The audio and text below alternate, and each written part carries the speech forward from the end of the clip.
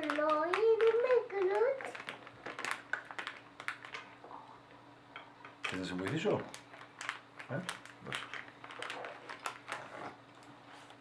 Είναι το νούμερο 11. Έτσι, είναι η σειρά 11. Πάει για ύπνο.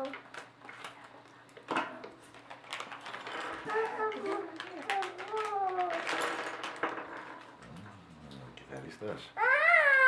Αυτός είναι. Είναι αυτός εδώ ο κιθαρίστας. Έτσι. Μαμού. Θες να του Ωραία, φτιάξουμε? ότι θα το έχω αυτό. Ναι, εντάξει. δεν πειράζει. Την άλλη. Κάτσε, ξεκινήσουμε από εδώ. Ξέρω. Πρώτα να ξεκινήσουμε από εδώ, να βάλουμε τα πόδια. Στο εδώ. Μην το κουμπώνεις, πρέπει να μπουν τα χέρια κιόλας.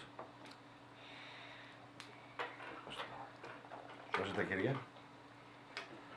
Περίμενε τα χέρια. Εκείνο είναι η κιθάρα. Ποια σου είναι η κοιλία? Μου πέσε.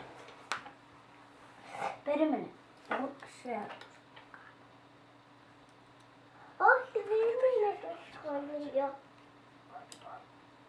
Πάρε και το άλλο. Πάρε εσάς τώρα. Τώρα το κεφάλι. Το κεφάλι κάτω να κάνει κλικ. Τι, επειδή αύριο έχει Κοιτάει μπροστά έτσι. σχολείο, έχει αυτό. Μπράβο. Τα μαλλιά. Ναι, έχει ένα Άφρο βιβλίο μαλλί. μέσα. Θες να τα βάλω εγώ τα μαλλιά που είναι λίγο Και δύσκολο. το δείξει την κοιλία. Όταν φτάσει το σχολείο, θα το δείξει. Ωραίος. Κάτσε να φτιάξουμε και την κιθάρα. Θα πάει με το σχολείο το ποδήλατό της. Πιάσει λίγο στην πιάνη. Θα πάει σχολείο.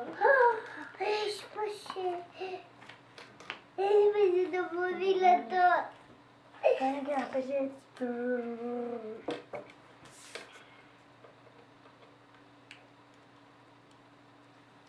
Κάτσε λίγο να το δείξουμε τώρα και στην κάμερα. Ας το λίγο να το δείξουμε και στην κάμερα έτσι.